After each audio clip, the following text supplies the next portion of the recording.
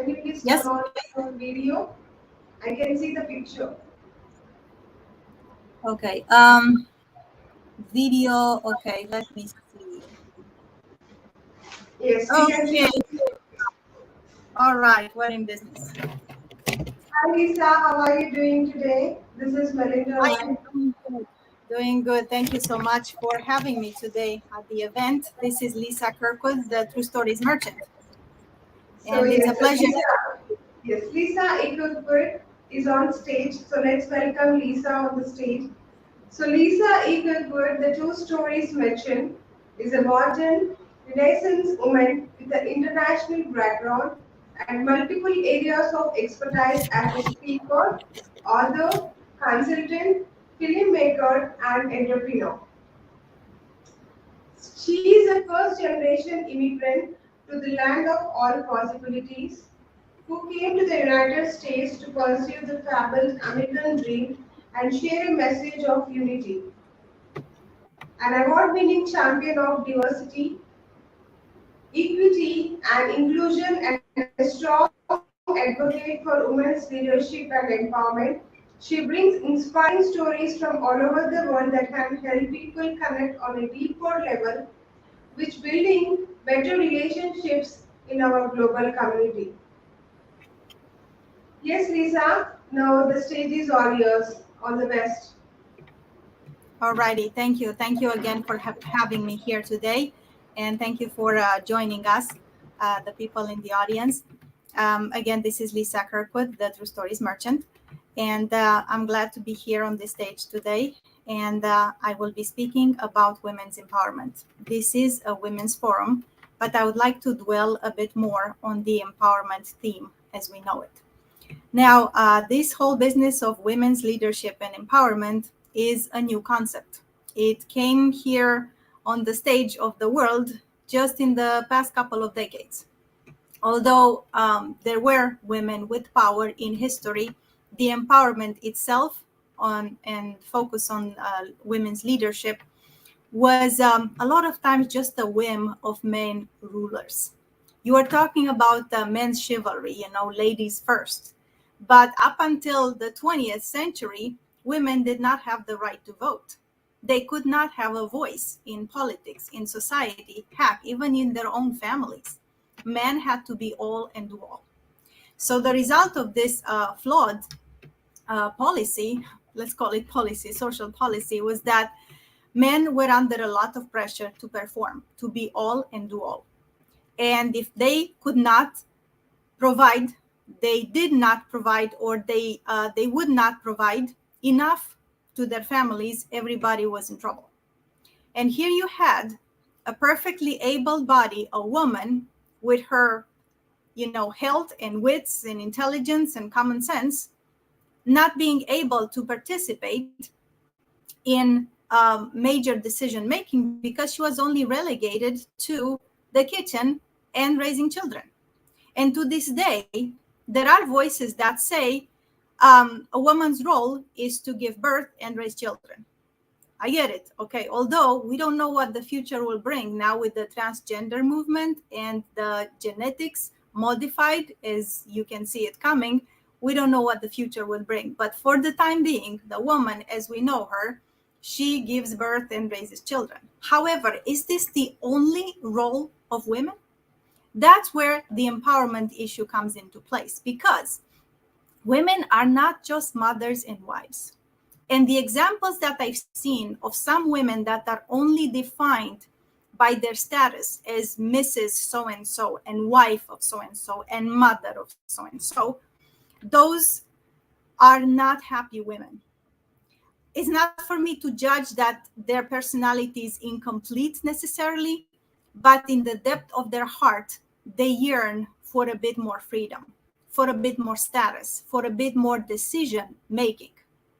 So, what better way to illustrate this than with a story? I will get to that in a moment. What does it mean to be an empowered woman?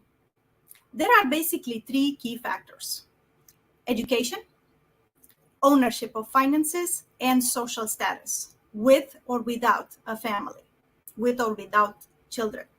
Now, This is a touchy topic because between family and career, a lot of women had to choose either one or the other. A small number of women, they are doing good at both, but more often than not, one of them gets sacrificed for the other, family over career or career over family. And that is a sad story because women do not get the help that they should get from their male partners. So they have to be all and do all in terms of family, which leaves little to no time for personal accomplishment. I know this lady that I was going to reference, let's call her Mary to protect her privacy. I'll give you an example of what empowerment and disempowerment meant to her. When I moved to the United States in 2004, I was sponsored by a church, and I joined that church and I attended the services for many, many years. And one of the dear ladies that was one of the greeters and mentors, and one of those church ladies that knows everybody and knows how everything needs to be done, she became a close friend of mine. And what I noticed about her, this woman, age-wise, she was close to retirement. She was smart, she's beautiful, she was accomplished, but in my opinion, subdued. And I tell you why. Every event that she would attend would be with her husband. And they would often visit us and we would visit them and we would have church gatherings. And I noticed one thing about her. There is this woman, again, with all the qualities. She's smart, she's beautiful, she's accomplished, she has a job, she's a good paying job, and she's, great organizer. But she is, and she lives in the shadow of her husband. She would not speak unless and until he finished speaking. And even then, she was very careful not to overlap the words with what he just said, not to contradict him, catering to every single need of his. And, that's gotta be cool for a man who is complacent in that kind of role. And he definitely was. Nice guy, don't get me wrong, kind-hearted. But it was one of those Christian core families that took gender entitlement for granted. Like the man is the king of the house. And this is one view that I particularly disagree with because I come from an environment that is totally opposite. In my family and that part of the world, Eastern Europe, Romania, South, where I came from, women rule. It doesn't have to be, back in the days like major decision making in politics, but they sure as hell owned their own lives. Now, myself, I'm a product of the 80s, Generation X, when women started to break free with the traditional family structure. And they had jobs and they also had children, but their families were falling apart because women wanted independence. You don't have to be defined by a husband or by a child to have a strong female identity. In many instances, this is quite the opposite. You be yourself without being dragged down by somebody else or something else. I know this doesn't sound like a nice thing to say, but I've witnessed enough instances of women who were not happy that they had to juggle all these things and be good at everything. Granted, women are multitaskers, but not everything works out, and children may suffer if career is chosen over them. And vice versa, if a woman chooses to focus on the family, then she has to put her career on hold, which led to the belief in history that women are incapable of doing the things that men do, that they cannot make major decisions, that they cannot rule masses of people, they can't even manage groups of people, small, medium, or large, which was a comfortable, convenient myth of entitled masculinity. But it was very destructive in the long term because on men, it put unnecessary burden when you can actually share the burden with a woman in your life, with a person who is perfectly capable of helping you out and making decisions. And on women, put this social stigma that they cannot do the things that men do. Granted, the main and perhaps the only thing is the strength of the arm that differentiates men from women. But nowadays, even that gets blurred. I've been watching news ever since the conflict in Ukraine started, and I was following the progression of the events and how David is overcoming Goliath. You know, the small guy wins against the bad guy, the bigger guy, and the bad guy. And with this conflict, sadly, is when a lot of women, particularly in Ukraine, they stepped up to the plate to be soldiers, to be acknowledged as more than just mothers and wives. And it's so sad that this gender divide is so deep that one extreme terrain to play, to level the playing ground, is a battlefield.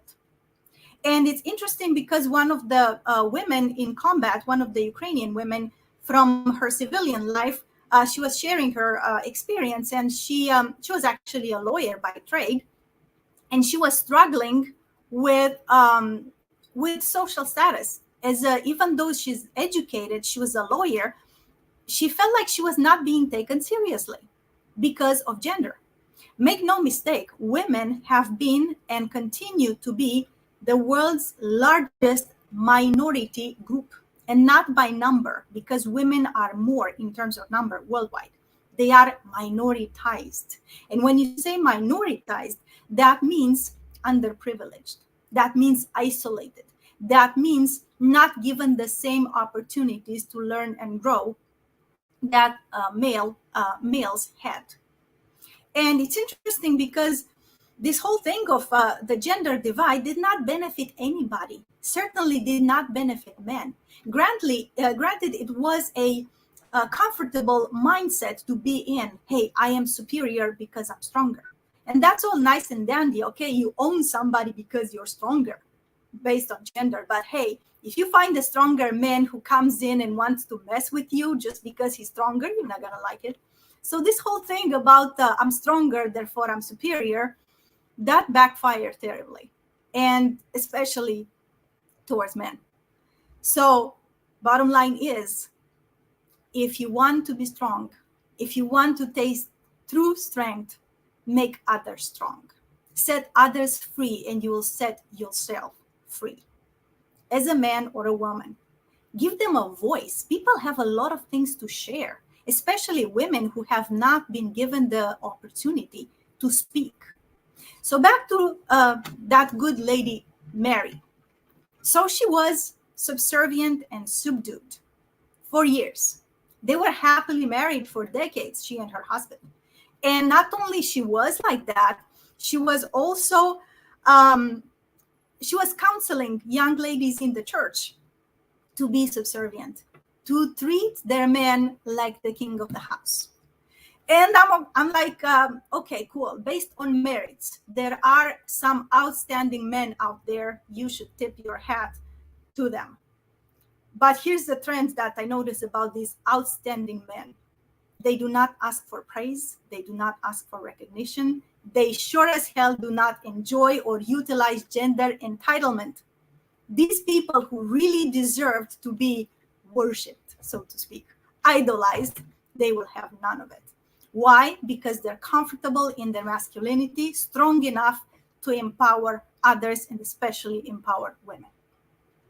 Fast forward a few years. Mary's husband dies of an unforgiving disease. And she was so codependent that she struggled to cope with the loss and to get back on track and to be a full woman again, even though she could definitely function perfectly on her own. She had everything, you know, a stable job, a house, and all the wits, all the health, all the good stuff, and a strong faith in God. So after a period of mourning, she starts dating some other guy, and she eventually marries him. Now, this guy, also a strong Christian, he was totally the opposite of the late husband. I've seen them interacting both together, you know, Mary and her new husband, and Mary by herself, and the new guy by himself. And it was like night and day. Why? Because this dude, he would have none of the gender entitlement. when she had to wait to speak before with her late husband. This guy was not like that. No, no, no. You have something to say it now. Yes, interrupt. Yes, make decision, because I will listen to what you have to say. And it was so interesting and so sweet to see Mary coming out of her shell and coming to our small groups and interacting with us and making decisions and speaking freely and being free. She was smiling differently. She was speaking differently. She definitely lived differently, because this guy, he was the kind of man who was very comfortable with a strong woman in his life. Himself, well educated, well to do financially, good looking, he didn't need to be validated by feeling that the woman should be subservient and subdued. So this is one illustration that I would like to bring, but there are endless examples. And in the workplace and in society and in, in any kind of group dynamic where there are men and women, if women are asked to be in leadership, they have to be twice as good to be perceived as equal to their male counterparts. So I know this is not a comfortable topic necessarily, but we need to address the elephant in the room, because this whole gender divide, it's been actually a gender war, in my opinion. It's been going on for so long, but because it's been so silent and so matter of factly, women are second-class citizens. Only men should be doing things, and women need to mind their business in the kitchen and take care of children. That has done nothing good. If you look in history, you pick up a history book, any history book, you will see it's just a chronology of battles and wars, of men dependent on toxic masculinity, so much so that it culminated with World War II, that caused millions and tens of millions of victims. This was driven by the belief that women don't belong in decision making. And that was a big mistake. Not only women, they belong in decision making, they need to be decision makers. That's when you will see some real change in society. Now, there were exceptions, of course. Throughout history, behind many great men rulers, there was a great woman behind them, either the wife or the mother, usually, if the man was not of age to rule or whatever the situation was. The mother had to be a regent until he came of age. And there are examples like that, but more often than not, women were just in the backgrounds. A lot of intrigues, a lot of backstage moves, but women did not rule directly. Nowadays, this trend is changing. And it's unfortunate that it took World War II to reestablish women's right to work and have an income and have a role in society. And the reason for that, especially here in the United States, because this is where it started and then it propagated around the world. Men were gone. They had to go to work, to war. And who's going to work in their place? Who's going to make the factories run? Who's going to take care of the household and the families? Women did. And because they did that, willingly or unwillingly, now they got the power back. They could work. They had incomes. And they didn't have to put up with the things that they had to in the past just because they had nothing to do, no place to go, no decision to make. If you remember, here in the American culture is that girl with that vintage bandana, and she's showing off her muscles, and she says, yes, we can, Rosie the Riveter. Yes, we can. Women can do just about anything as good as men or even better, except for things that require extreme strength, arm strength. But even that gets blurred. Nowadays, with the gender change and the society change, some men wear makeup and some women go to war, and they are doing a great job at that too. So I was mentioning earlier that Ukrainian lady, she was a lawyer in real life, civilian life. She became a soldier. She's now a platoon commander, and she gives orders. And her orders are carried out, and she sees results because it's a matter of, do unto him before he does unto you. It's enemies and friends. You either take them out before they take you out, or else. So this lady gives orders now, and her team executes them, and they take out the targets. And she says that she will never go back to civilian life, to that lawyer profession, because it was unfulfilling. Now, it's not to say that this is the new way to embrace life and feel accomplished. But looking in history, we've come a long way. Nowadays, there are a lot of women leaders around the globe. I'm thinking the former Prime Minister of New Zealand, or the former Prime Minister of Finland, or the current Prime Minister of Denmark, the President of the European Commission, all kinds of foreign ministers of foreign affairs in Europe, and defense ministers, even defense ministers who were only men up until recently. Now they have an influx of women defense ministers, especially in Europe. The reason for that is because we need to bring women forward and have them make decisions and have them bring peace and balance to the force. Because you see, the yin and yang has been out of balance for too long. And you cannot balance force with force. That's a given. Try that. You've seen multiple examples, starting with religion. And again, regardless of what personal belief you have or religion that you have, it's if you wait for a man to bring balance to the force with force, don't hold your breath, because they tried and failed miserably every single time. If one man comes who is believed to be the savior of everybody else, okay, he comes, he does his thing, and then more fighting ensues. Have you noticed that? Either is a woman coming with balancing force, you balance force with gracefulness, or you think that you bring another guy who happens to be, or may not be, as toxic as a prior one, but still there's more fighting. So what you gotta do with this kind of mentality? You gotta realize that we are changing. Society is changing. The future will bring more opportunities for women, because at the end of the day, what differentiates a woman who is empowered from one who is not empowered is opportunity. Now, if you empower more women, if you give them more opportunities to shine, to learn and grow, to make decisions, to become the politicians, the presidents. Now we have the vice president, right? Kamala Harris in the US. Think about this new emerging social category of first gentlemen. You know, before that, it was just first ladies, right? Now we have first gentlemen, to the Prime Minister of Denmark, to the Prime Minister of New Zealand, to the Prime Minister of Finland, to all these women leaders. Then you have the gentlemen coming in, and you know, like it or not, you got to get used to this new role, because women have started to rule.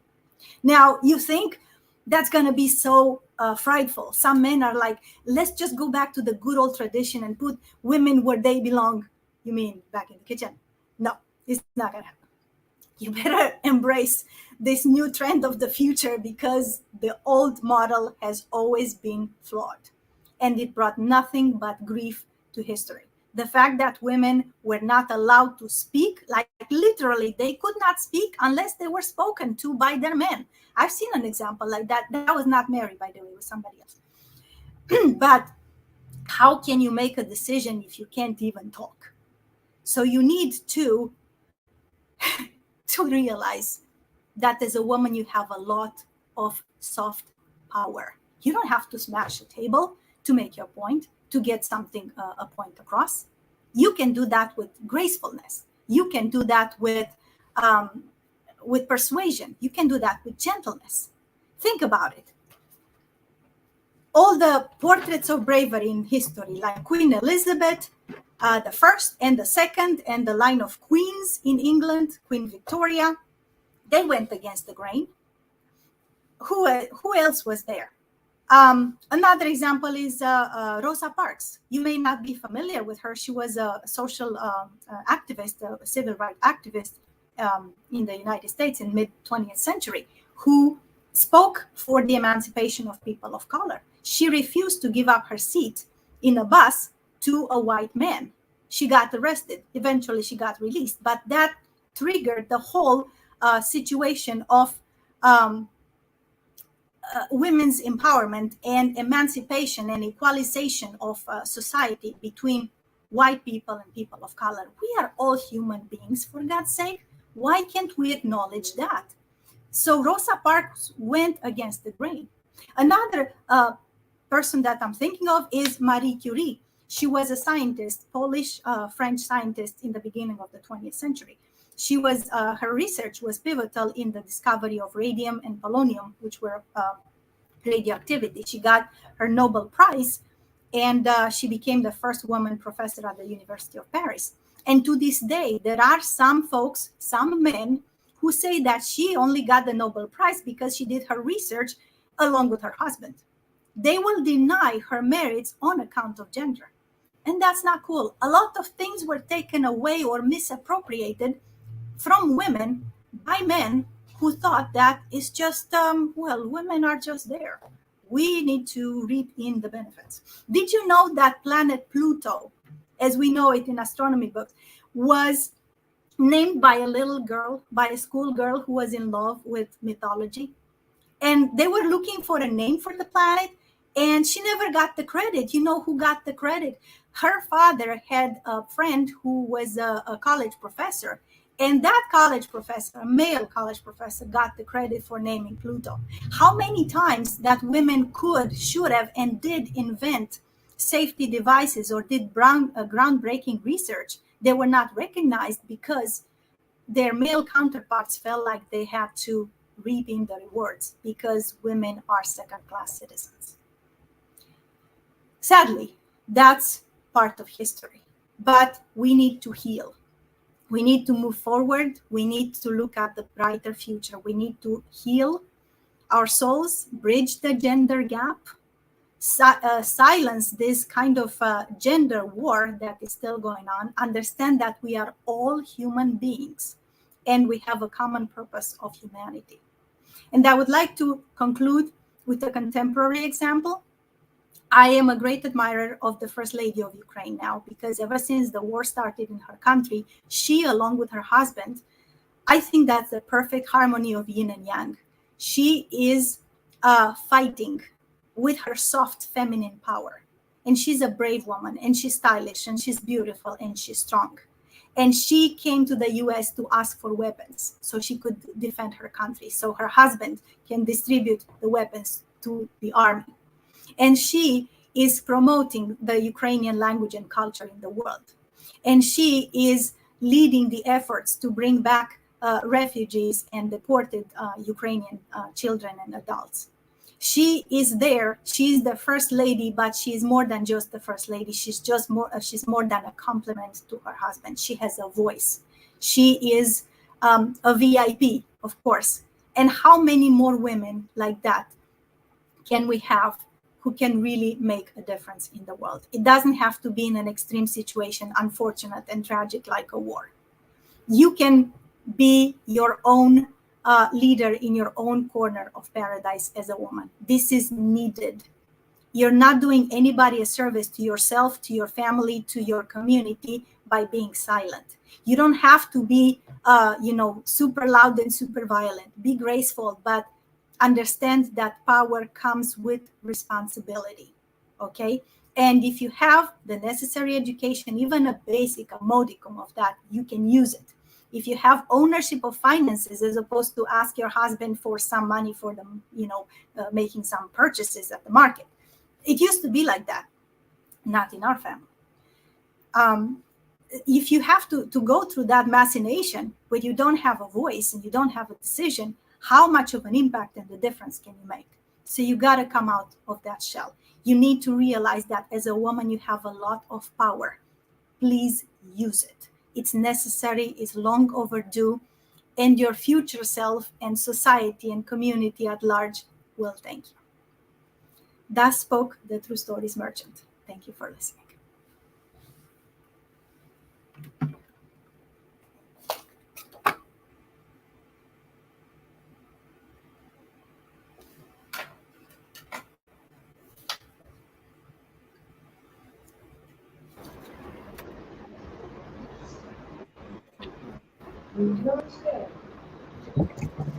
Thank you so much, Lisa, for the great speech today. So we have a question from our audience. Here is the question. In your view, what can be done to challenge traditional gender roles and expectations that that yeah that contribute to dismantling patriarchy in their communities? What can you do to challenge it? Um, I think the best better way to word it would be not to challenge but to change. So you have to be an active part of the change. It doesn't have to be, like I said, aggressive or violent, although some things were not solved other than by marching, really getting a large number of women to march together, like the suffragettes, to get the right to vote. Although some voices said, oh, no decent woman would want to vote. Well, they said no decent young man should have the right to vote either. Men could not vote until 21 years of age, but they were required to serve in the military and potentially lose their life at 18 of age and even younger. So this is just an artificial barrier. It's just a wall, a virtual wall that has to be conquered. And I think the change starts within yourself. Be yourself the change that you wish to the world. I saw a very inspiring quote. It was one of those posters of a sassy, empowered woman who said, I apologize in advance to all whom I have not offended yet. Please be patient. I'll get to you shortly. So it doesn't have to be that extreme that you're going to go after them. You be yourself, be confident, be strong, be bold, be beautiful, and get your power back. You know, as a woman, bring yin and yang in harmony and bring balance to the force.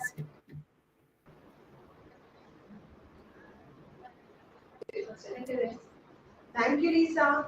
It was really well answered by you. Thank you so much for joining this today's event WIN Virtual Summit 2023. So let's join other sessions as well. So let's welcome our next speaker, Dr. Victor Mostany. So please join Dr. Victor's session. Thank you so much. Thank you. Thank you.